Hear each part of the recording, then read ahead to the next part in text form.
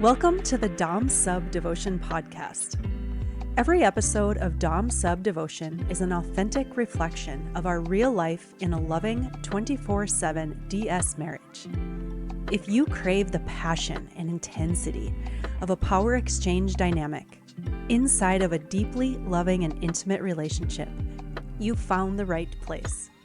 You can always find more from us in the show notes and at infinitedevotion.com. Thank you for listening. So I want to have some fun today in this week's episode. We've been through a lot of heavy stuff over the last few weeks, and it felt like the podcasts have kind of been on some heavier topics. So, well, they have been because we are living and we're talking about our lives. And so we have to honor the heaviness. We have to honor where we're at. Like, I wouldn't have it any other way. No, I wouldn't either.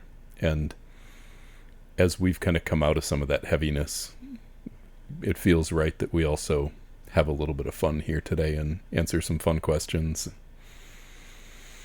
And the first one of those we got from one of our Instagram followers, was asking us about punishments. And specifically, why we don't do punishment in our dynamic. And then also asking for advice for those who do. So, we'll get to the whole topic and conversation around advice a little bit later. But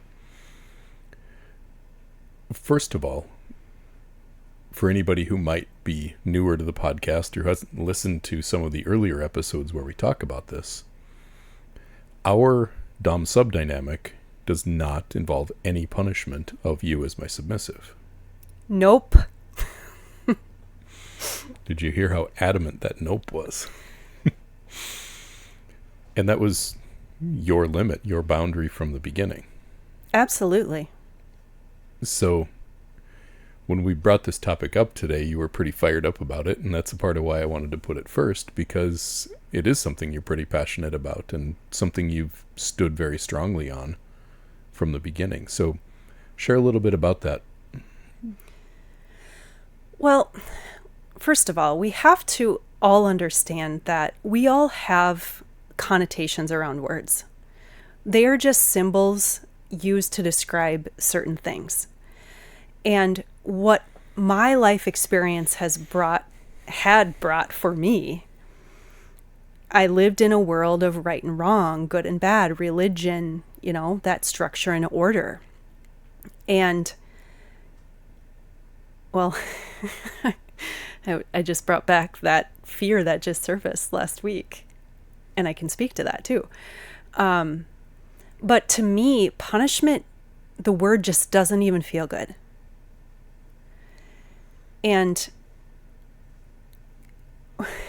I have, this is kind of what I bring to that word. It's like questions and statements. So it's like, who are you to decide if you get to tell me I'm wrong? Like, that's the very thing that I have tried to work out of. I'm trying to be me. I want to be me, the real me, not the ego me, the facade me that I was trying to determine who I needed to be based upon my caregivers and the adults in my life who were mirroring to me their own egos and stories. So whatever they had going on in their life, little me coming into the world, not knowing anything, I'm constantly looking to these people to mirror love, to mirror acceptance. And so, like, I tried to be perfect to get love. I tried to be needed to get loved. And so for me, punishment was detrimental to the very being of me. Like, it is soul crushing to me. You were, especially back then, at the beginning of our dynamic, you were so hard on yourself. Even more so than you even realized. Oh, completely. And a part of what's important, there are several lessons in this that I want to touch on, all of them, and we'll spend a decent amount of time talking about this probably, but when you are being so hard on yourself, if I were to punish you because I said, for example, like one of your tasks to do for the day is to do all the laundry, fold it, and have it put away by the end of the day. If you don't do that laundry, fold it, and have it put away by the end of the day, you are already going to be, in a sense, at that point, you are already going to be in a sense of self-hatred, of beating up on yourself, of talking down to yourself. And if I were to come in and say, all right, you didn't do what you said you were going to do, there are 3 socks left unfolded, and then bend you over my knee and paddle you, I'm not helping you by giving you structure. I am reinforcing your own self-hatred. Absolutely. And I didn't even see this at the beginning. You just said no punishment as a part of the discussion around what we were and weren't going to do and have as a part of this dynamic. I've learned that because you were willing to speak up and set that boundary. Mm-hmm. So that's been valuable to me in my evolution too. Absolutely. So before we go any farther on the punishment topic, I just noticed you have a little hickey on your shoulder and another one on your collarbone. I saw that when I was getting from our makeout session yesterday. And that's just a fun little... They're sexy. That's just some fun little decoration. You probably can't see it on the camera. No, probably not. I think it's covered up by your microphone, but I can see it. So Dawn likes hickeys. For anybody who didn't just pick up on that, Dawn loves hickeys. A fun little story from our early dating days that I don't think we've told this story before. We haven't. So Dawn not only likes getting hickeys, she loves giving them. And you weren't really trying to give me a hickey. But I wasn't. You were just kissing my neck like crazy. Mm-hmm. And then I woke up the next morning and your first reaction, I think, was, oh, wow. This was the night we stayed up all night. Yeah, that's right. Because all of a sudden I got to the point where I looked at you and I was like, oh, shit. Yeah. As the hickeys got darker and bigger, your reactions also got bigger. I know. And then eventually it was like, oh, my God. And I kid you not, for all of you listening out there, I had a hickey on the side of my neck that was probably the size of a softball. Like, it was the whole side of my neck. And it was a doozy. Good job. Yeah. But did you enjoy receiving it? I love, to this day, when you kiss my neck. I can't say I loved having to try to cover that up in business meetings for the next week. I know. But I did enjoy it, and I did enjoy us in the moment. Well, looking back, you did not have to cover it up. You just chose to. Thank you very much. Touche. So, back to this whole punishment topic. I never needed to punish you. And this is where, in these dom-sub dynamics, we have to really look at what is it we're trying to accomplish. Because frankly, another question we're probably going to talk about in a little while is about inaccurate depictions of dom-sub in the media. When we learn about these things from the media, from books, from porn, from, whatever external sources, we can start to think that this is how it is done, and so now I need to do that. And I had some of that at the beginning. And I didn't. Right, you had none. Mm-mm. But I did have some of that. Like, if I'm supposed to be setting structure, creating rules, like giving you something to follow, and there's not any recourse for not following those actions, I was kind of at a loss for how I was supposed to be a dom without that punishment piece. And I understand that. But let's look at the bigger context of this in the world. Who here wants to get a speeding ticket for speeding? Maybe some of the same people that want to get punished for rules that they don't follow. I don't know. That is the most basic thing. Most people drive, like, you go 1 mile an hour over the speed limit, and the law says that they can give you a ticket. Now, are you causing any harm? Probably not, right? So, like, that, to me, that rigidity of, like, quote unquote messing up, and then boom, you're slapped with something, a punishment, I don't like it at all. And to me, it goes very contrary to authenticity, in my experience. One thing that was really helpful for me, and this is just kind of for the dominants out there, especially if you're in a relationship where you are choosing not to incorporate punishment, was this concept of correction, discipline, and punishment.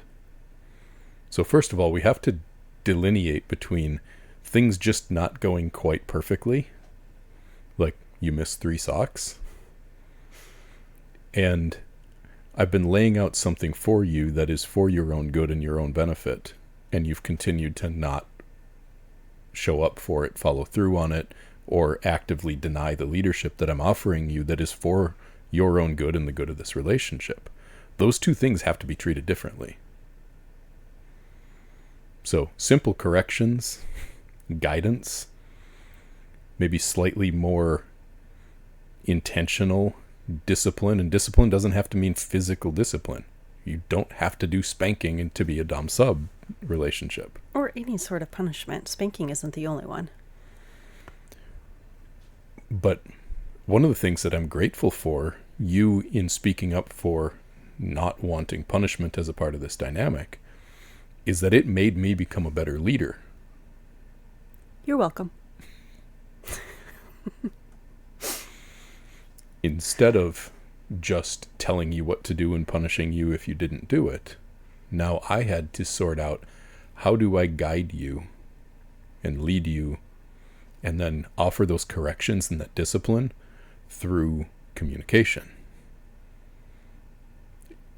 And also being willing to look at myself, right? If I'm leading you and I'm trying to lead you to and show you something or teach you something or guide you somewhere for your own evolution and your own benefit, and you're not picking up what I'm putting down, that's not just you not doing it right.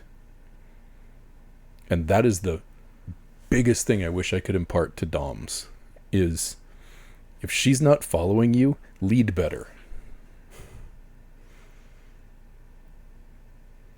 Or at least, put the mirror on yourself, right? Because it can be both. And a lot of times it is. It's almost always both somehow. That's what I'm talking about. And so when we approach this with the way we do, which is become who we are in this relationship, if I am having troubles like stepping forward into something where you're trying to lead me, that there's something going on inside of me. Like, yeah. I want to follow you. I want to go where you are taking us. But there have been plenty of times where I'm like, I just can't right now. And so that means patience, compassion. From me to myself, from you to me. And also, like I said, put the mirror on yourself. Like, where are you needing to be better?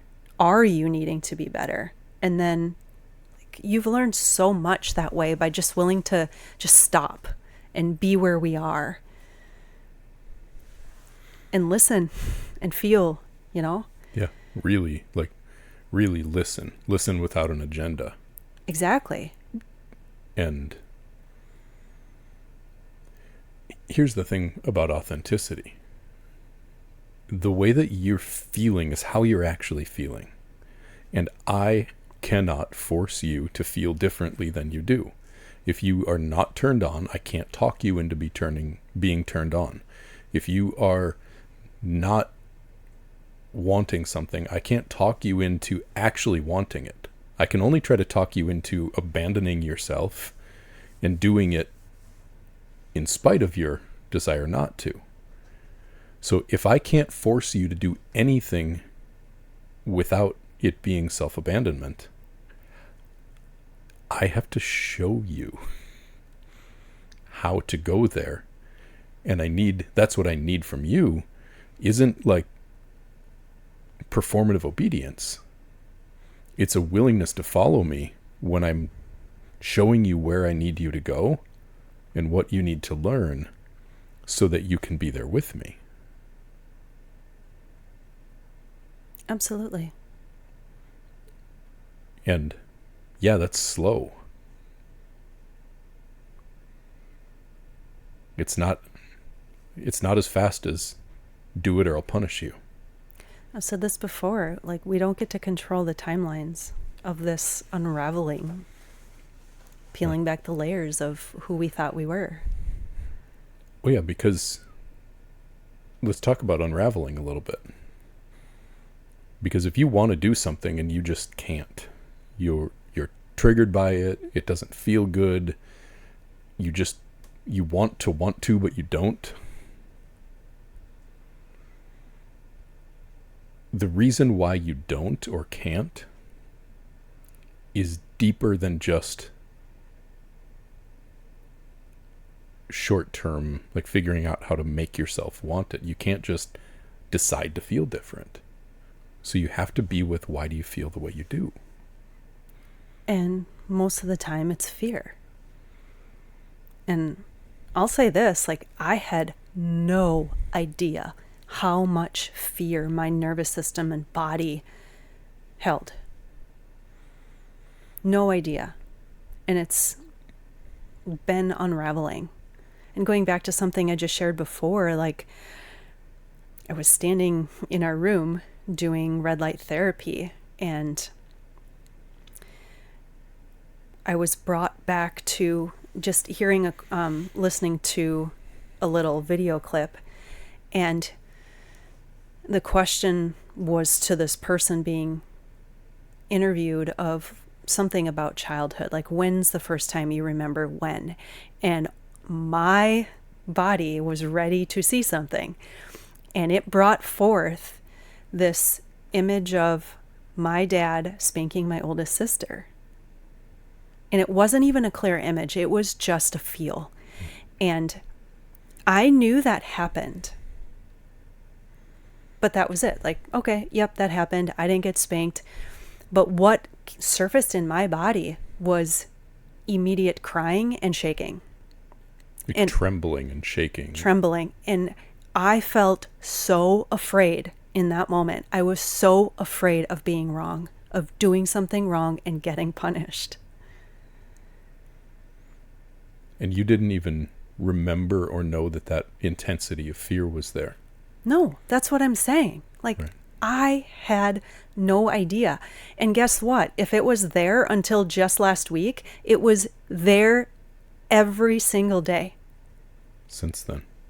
Since it happened. Exactly. So it's no wonder you didn't want to be punished as a part of this dynamic, first of all.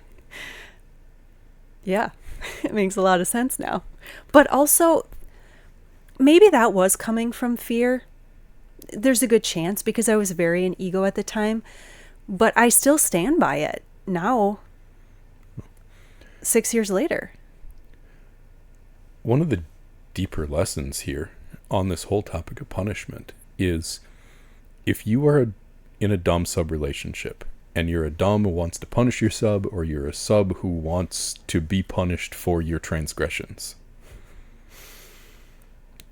why? Why really? Let yourself sit with that one.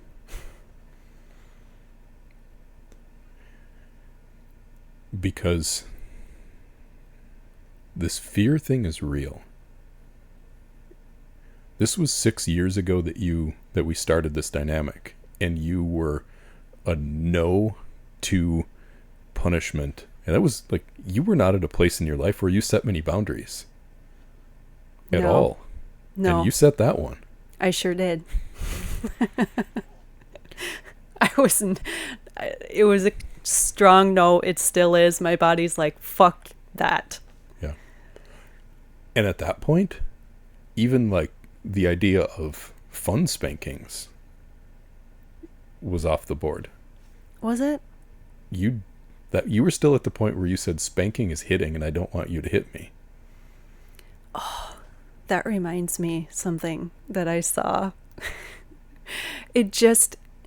I saw this through social media of a guy saying like never hit a woman, and it made me really understand the depths of belief systems that get in people, because you do encounter men who's like, she wants me to spank her and I can't do that. And I just had a lot of empathy for men who had that, maybe you have that belief system. And then you have this woman saying, spank me, please. Yeah. I get turned on. And you're like, ah. Yeah. And that's an important distinction to draw here too, is there's a big difference between punishing your submissive because she didn't follow through on a rule, punishing her because she didn't do what you told her to do, and what you might term as funishments, right? Like the fun, the kink, the play version of this, and the way that it can be a turn on and exciting and bring you closer together. Those are two completely different things, and you cannot conflate them. They have to be looked at as very separate things. One of them is a way to play with sexual energy, and one of them is dealing with real life, and it's dealing with fears and with authenticity and desire, and you can't just lump it all together. So it's important that you understand there's a difference there. Mm-hmm.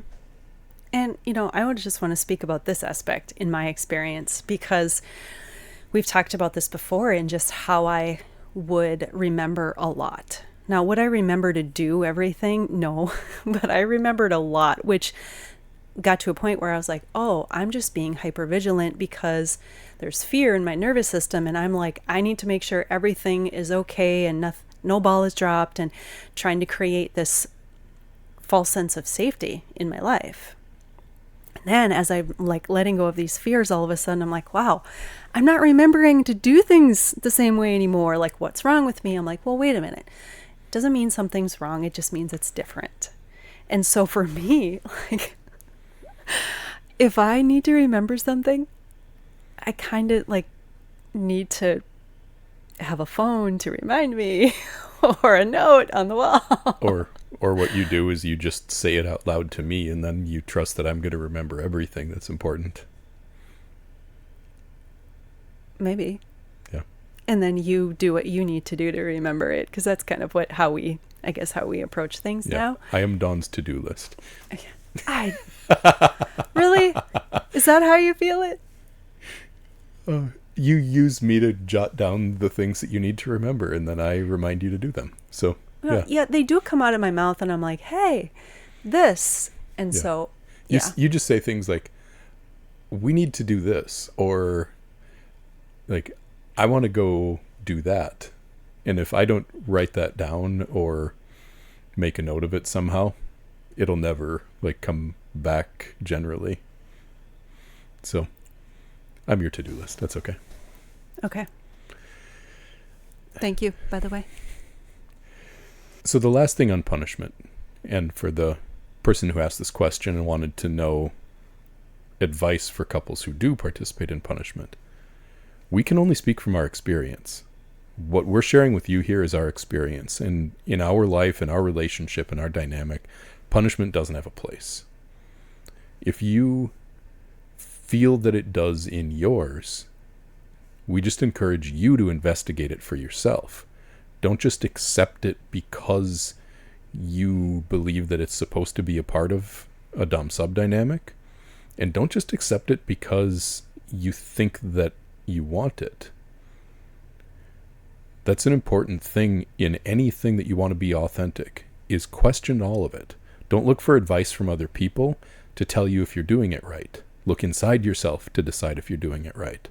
Our advice is really just, what we do here is we share what works for us and what we've learned about ourselves in the process. And you have to take from that what works for you and then see how it fits into your life and integrate it into your individuality.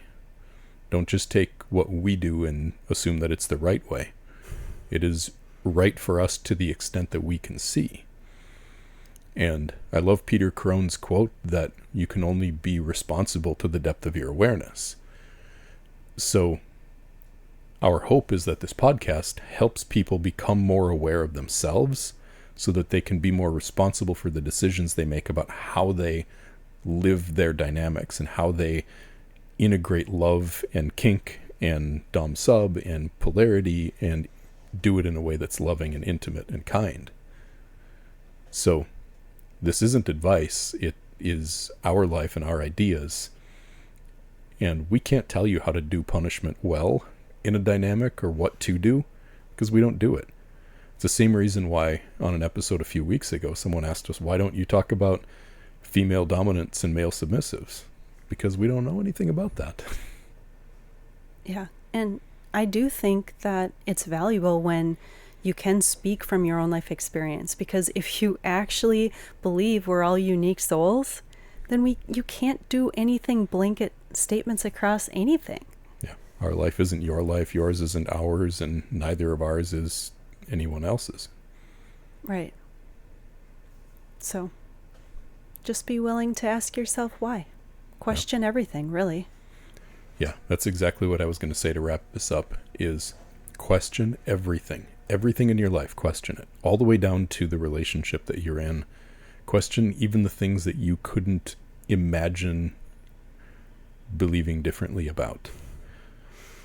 Because if you find that you were wrong or that something needs to be different, then that's a really good thing to know. And if you question it and you find out that what you believed and how you were doing things was right for you, then you're even more certain of that fact. Questioning everything only brings good things. Absolutely. That's been my experience. And if you enjoy punishment in your relationship and it works for you, then do you. Maybe we just gave you some things to question here that will help it be even more helpful and beneficial for you in your own investigation. Yeah. All right. Ready for the next question? Yes. So this one comes from a submissive who was going through a pretty intense conversation with her dominant. And he told her that she was being disrespectful to him. And her question is, how do I communicate with my dominant without being disrespectful? Or how do I communicate in a respectful way? So the first piece of this I want to touch on, and I'm guessing this is what you're smiling about, is if she communicates with him and he feels disrespected, it does not mean that she was disrespectful. And this is something I've even had to get through your head, that if I am bothered by something you say, it's not because you said it wrong, it's because it bothered something in me. So the first thing that this submissive needs to know is that you have to look in yourself. Were you actually being disrespectful? Or were you just speaking up for how you felt? Because you aren't responsible for making sure that he never feels disrespected. Well, one other aspect of this is define respect. I mean, that's kind of what you're getting at here. But what feels respectful to one is different than what feels respectful to another. Like, back to like words or symbols, we have connotations with them too. And so there's so much more also in tone, delivery. It's the energy also that you bring to these conversations. Yes, but at the same time, I would say tone and delivery be damned, because if she feels a certain way, she has to speak it. Oh, absolutely. And if it comes out in a way that feels disrespectful to him, but it's the truth of how she was feeling, then she has to say it. Otherwise, she's suppressing herself. And if that dominant has the expectation that she's going to suppress or temper or tone down her truth so that it doesn't upset him, I'm sorry, but you're being a dick.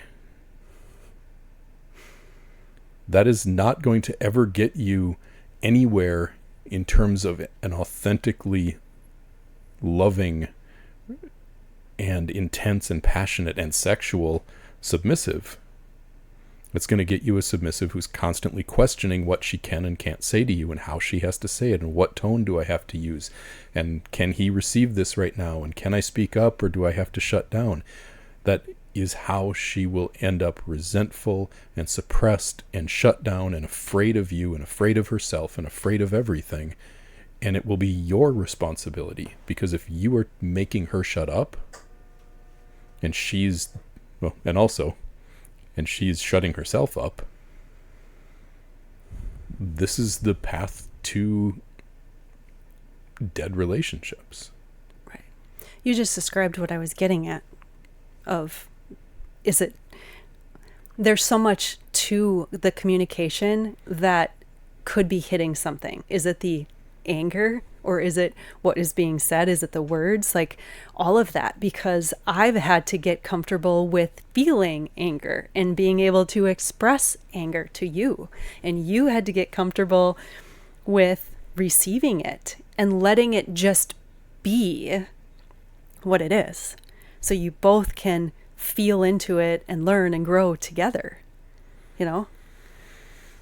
Yeah, and this comes down to, in my eyes, it comes down to taking responsibility, both people taking responsibility for their own part of the communication. Right now, would I prefer that you never get mad, angry, upset, sad? Like, in the past, I would have said yes. In the past, I would have said I would very much prefer that you are more even keel, that you're more steady, that especially like you don't get frustrated. That sounds boring. Now I'm like, give it all to me. Like I want the spark. I want the fire. I want the sassiness. Mm-hmm. It's because you've been able to encourage me to bring all of that, all of it, the full range, all emotions. And that has allowed me to accept them all. And therefore then brings out so much more of the ones that do feel, if we're going to say better, fun. Or yeah, fun. That's a good way to say it. Like, yes, I love being happy. I love feeling turned on. Like all of those have just grown, and I don't feel afraid as much. I don't feel angry. Like, and there's the thing, by accepting you feeling all of your feelings and not ever wanting you to even temper them down a little bit, and mirroring that acceptance to you, for a while those feelings got way bigger because there was so much stuffed, there was so much suppressed, there was so much that you had pushed down over so many years. Absolutely. But then as you came into acceptance of them, and you had kind of felt some of the stuffed feelings and let go of some of the resentments that you were carrying around with you because of the stuffed feelings, now you might get really angry, but chances are you're over it in 5 minutes because you'll feel it and it just moves through. It happens all the time with sadness.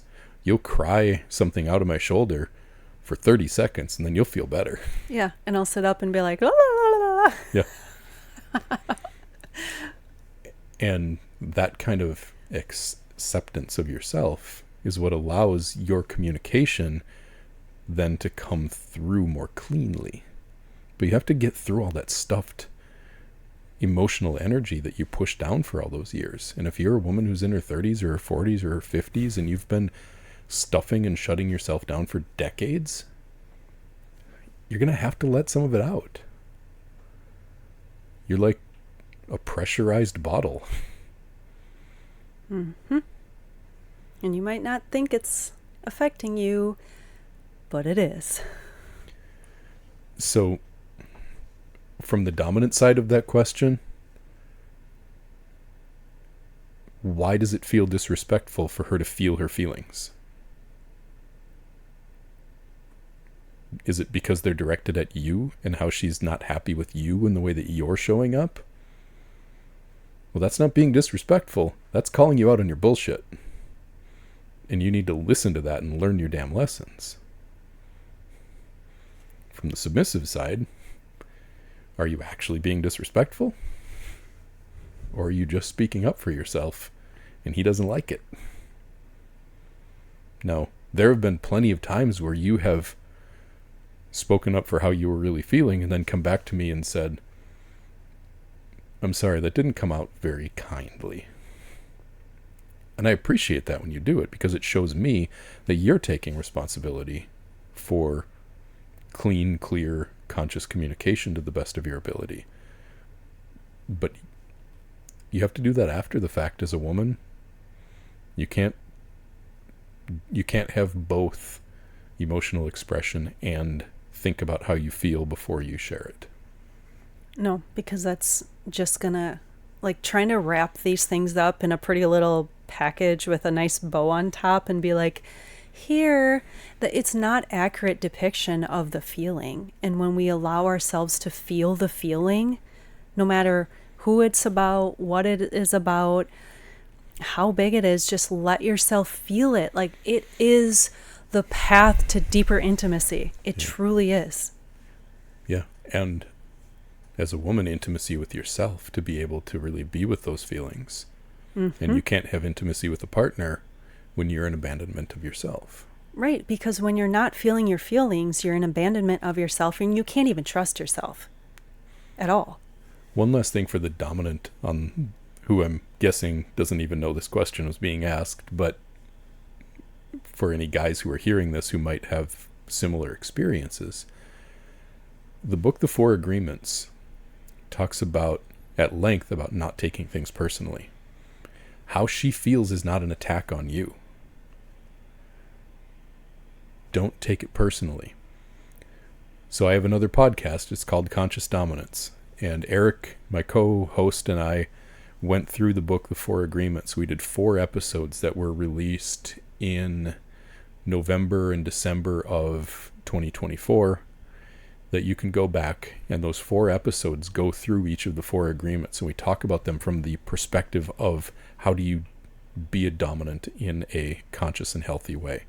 I highly recommend the guys go listen to those 4 episodes, and we may want to go through that book also, because that's been a really impactful one for us. That might be something interesting to do on this podcast too.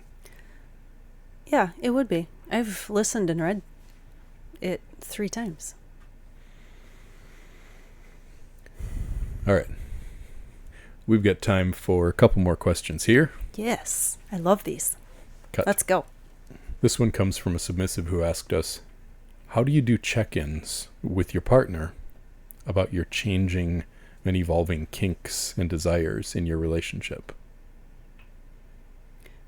Well, I would just bring them up to you. Yep. If something excites me, I want to tell you about it. And what if it doesn't excite you anymore? Then I need to tell you about it too. But I haven't experienced it that way yet. I don't think, well, yet. I say yet, but I don't expect to, I guess. Because if it turns me on, I have a hard time seeing some of these things just disappear as a turn on. So maybe, but I would still talk to you about it. Your experience with kink was basically starting from not having any kinks and not being turned on by almost anything. So your experience of kink has only been learning what you do like as you come into your own sexuality and your own authenticity. So you aren't coming at this from a place where someone else might be, where some of their kinks might actually be a way that they're acting out their self-abandonment. And if they come into more self-ownership and realize, oh yeah, that doesn't actually feel good to me anymore. I was giving myself away, or I was really harming myself or playing out old patterns using my sex. And yet you get turned on by that. Yeah. Or maybe eventually it stops turning you on because it doesn't feel good anymore. I can see that. So speak up. Yeah.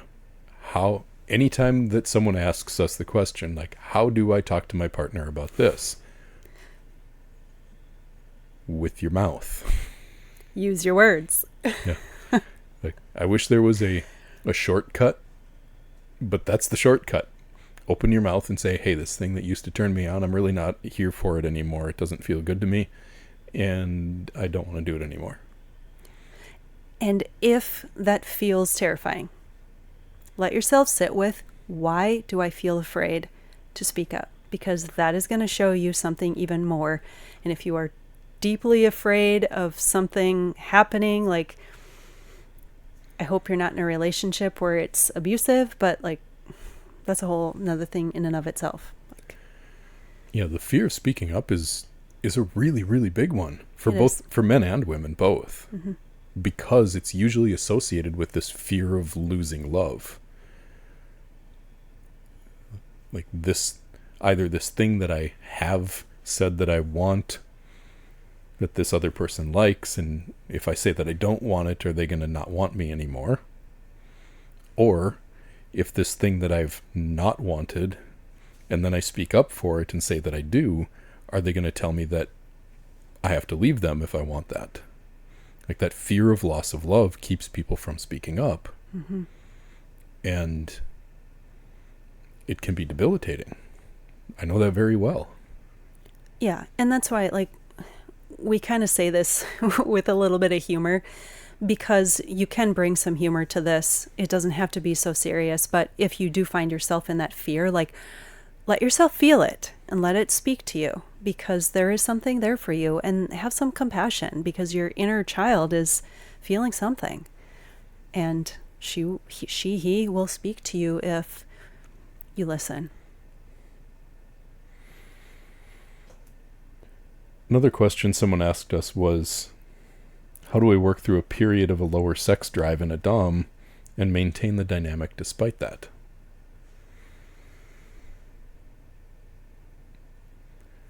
Well, there's some assumptions that have to be made there.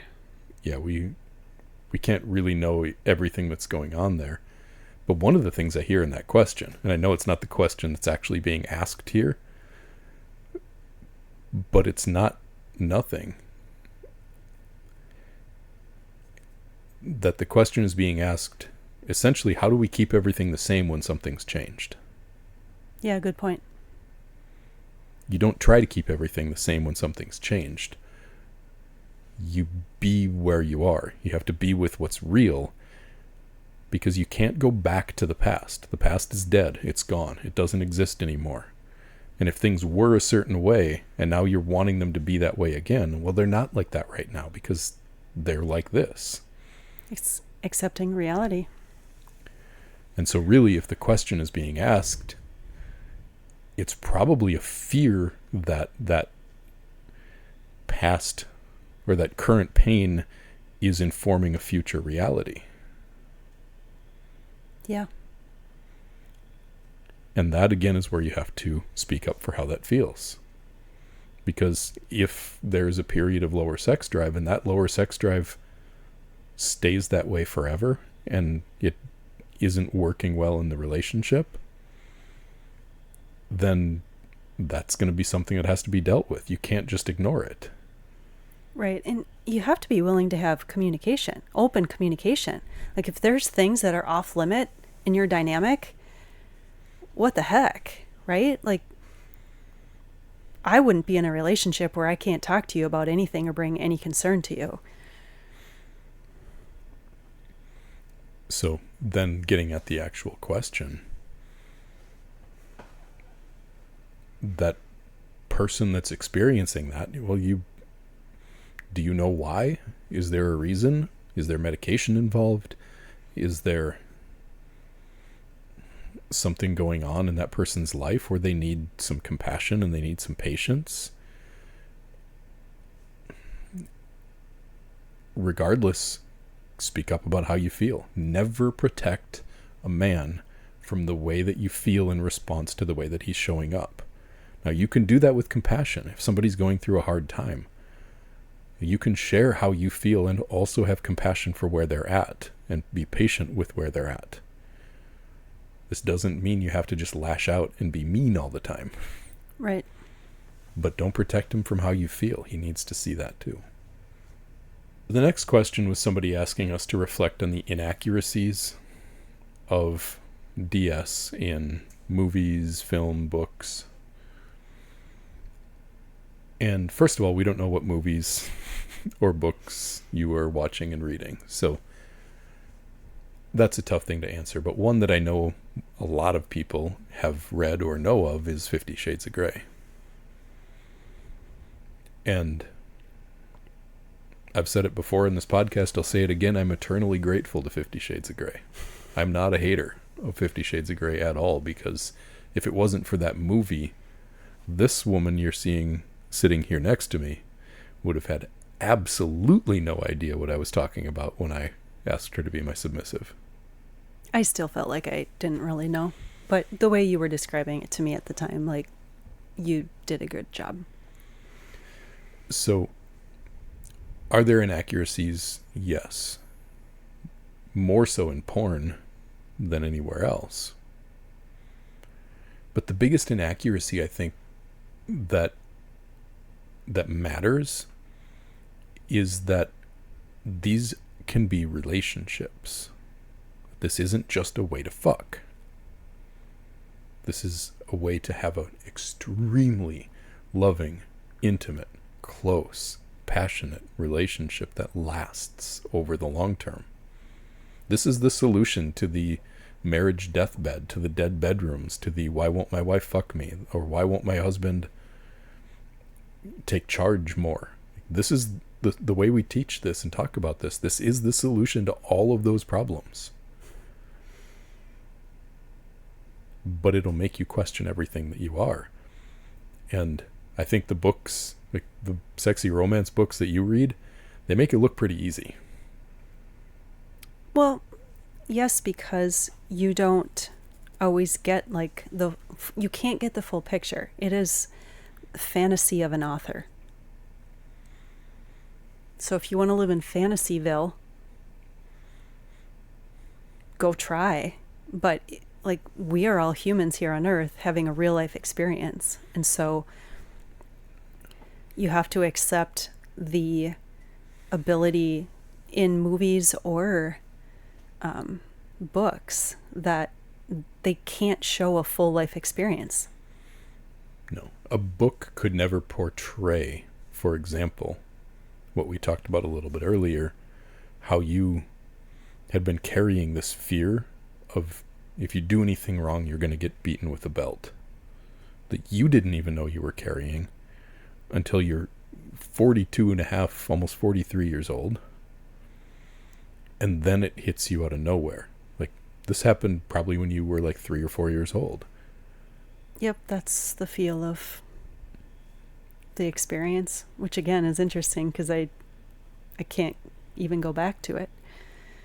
But without feeling safe enough, first of all, and loved enough to let that fear come to the surface to be seen, and then honoring it, respecting it, and doing some inner child work to take care of that younger version of you that felt so terrified that you 40 years later are trembling in fear. 40 years later, You're trembling in fear. Well, if you're carrying that fear around with you, how in the world can you be completely free and open in a relationship with me? You've only been able to be free and open to the extent that you could while being terrified of making a mistake and being beaten. Right. So these are the things that you can never portray in a fantasy, in a fictional account, in a movie. Because if you think those kinds of things don't have anything to do with a dominant submissive relationship, you're lying to yourself. It has everything to do with it. That's why these things go deep, and they have to go deep. It's why we talk about this in a way that goes so deep, because you have to. Otherwise, you're just faking it, or you're avoiding that kind of pain. Well, it's how we choose to approach life. And again, the word authenticity, right? It's a very different experience of the sexual aspect only.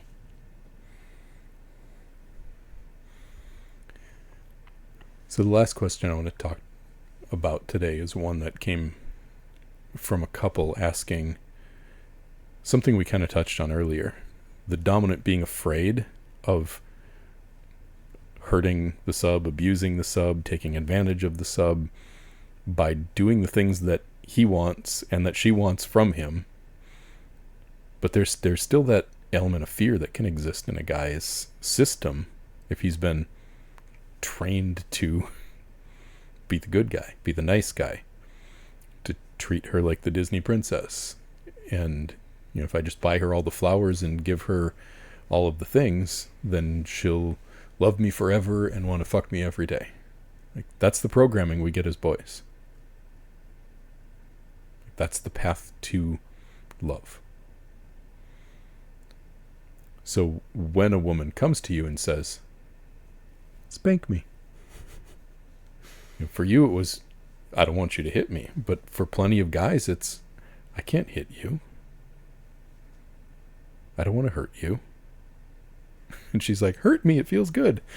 It like scrambles his brain. So that's the thing, I think, that as a woman, if you're in that position with a guy who is having trouble taking charge in the ways that are consensual and that maybe you want him to and he want to, have some compassion for that part of him that basically feels like he is turning into everything that he was told that he is not supposed to be. Because those two things come head to head inside of a guy.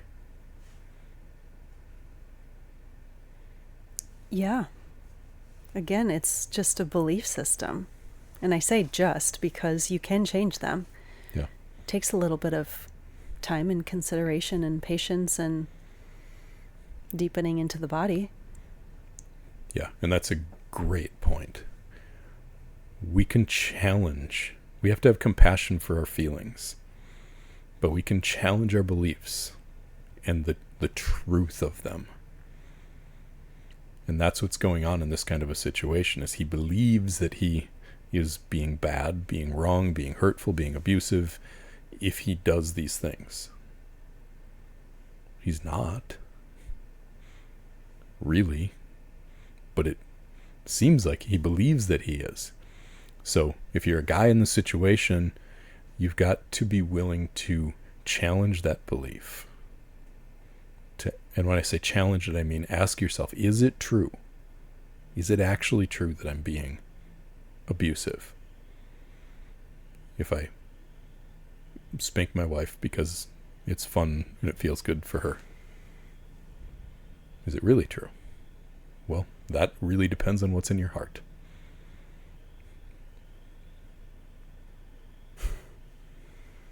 Absolutely.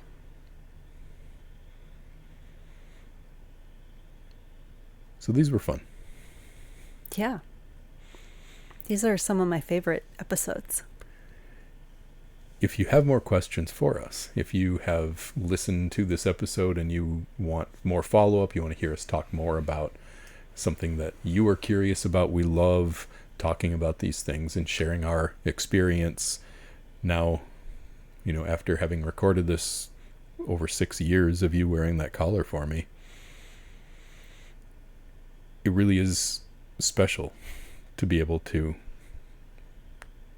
share what we've learned and what we've had to work through to be able to be at a place where we can hopefully offer some guidance for the people who are new to this or newer to it or working through challenges.